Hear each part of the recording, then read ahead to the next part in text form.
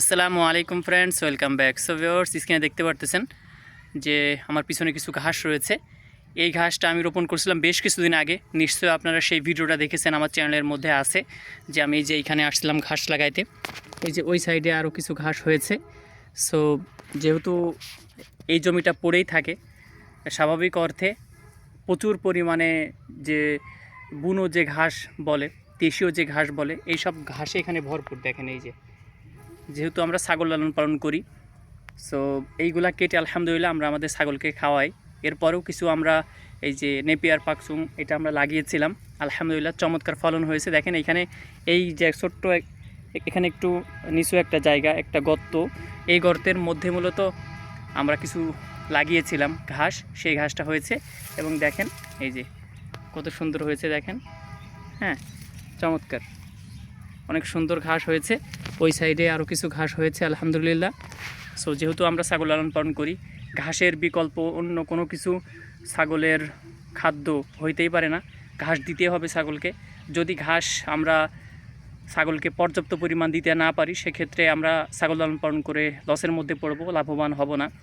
এটা আমরা সবাই জানি ভিউয়ার্স। সো সবাই দোয়া করবেন যাতে করে এই ঘাসগুলো আরও আমরা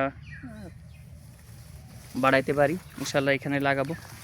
এই যে ওই সাইডে আমি কিছু কাটিং, এই সাইডে কিছু কাটিং নিয়ে এসে রাখছি। এই যে এখানে কিছু কাটিং নিয়ে আসছে আজকে লাগানোর জন্য। সো এইটাও লাগিয়ে দিব। এই যে এখানে যে গর্তগুলো আছে, এই গর্তের মধ্যে অনেকটা মানে মাটিটা ভিজা আছে আর উপরে খুবই শুকনা, যার কারণে এখানে লাগাইলে, উপরে লাগাইলে মারা যাবে, হবে না। এই গর্তের মধ্যে আমরা লাগিয়ে দেবো। এরকম গর্ত আরও অনেক আছে, এখানে প্রায় 5-7টা গর্ত আছে। সেটা 1 ফিট মতো নিচু আর কি। এই যে জমি, এই জমি থেকে 1 ফুট মতো নিচু। সো এইখানে গাছ ছিল, কুড়াই গাছ ছিল। এই যে এই কুড়াই গাছ ছিল, এখানে আমরা কুড়াই বলি আর কি। এই যে এই গাছগুলো ছিল। সো বড় গাছ মেরে নেওয়ার কারণে এখানে গর্ত হয়েছে। এখন এইখানে আমরা যদি আমাদের এই ঘাসটা লাগিয়ে দিই, ইনশাল্লাহ এই ঘাস হয়ে যাবে। এই যে কাটিং নিয়ে আসছি, দেখতে পাচ্ছেন। অনেকে বলেন যে ভাই ভিজিয়ে রাখতে, এই আপনার কাটিং কেটে মানে স্বাভাবিক যে আপনার এই যে বড় বড় দেখতে পাচ্ছেন কাণ্ড, এগুলো কেটে কেটে ওই যে গুলি করে করে লাগাইতে হয়। আমি আসলে এখনই এখান থেকে গুলি করে লাগিয়ে দেবো। কোনো কিছু আসলে কল বেরোনোর প্রয়োজন নাই, কোনো কিছুর প্রয়োজন নাই, ইনশাল্লাহ হয়ে যাবে। ওই যে ওই পাশে দেখতে পাচ্ছেন, ওইখানে ওই যে হয়ে গেছে।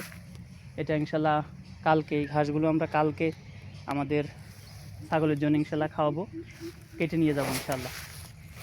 এই ঘাসগুলো চমৎকার ঘাস হয়েছে। যেই সাইডে কাঁঠালের গাছ আছে, যে ছোট্ট কাঁঠালের গাছ হয়েছে, ওই সাইডে কিছু কাঁঠালের গাছ আছে। প্রচুর পরিমাণে গরম পড়ছে ভিউয়ার্স, প্রচুর পরিমাণে গরম। তো সবাই দোয়া করবেন যাতে করে আমাদের ছাগল সুস্থ থাকে, সুন্দর থাকে। আরও কিছু নতুন ছাগল ইনশাল্লাহ কালেক্ট করব, সেটাও দেখাবো আরেকটি ভিডিওর মধ্যে। সবাই সুস্থ থাকবেন। আসসালামু আলাইকুম।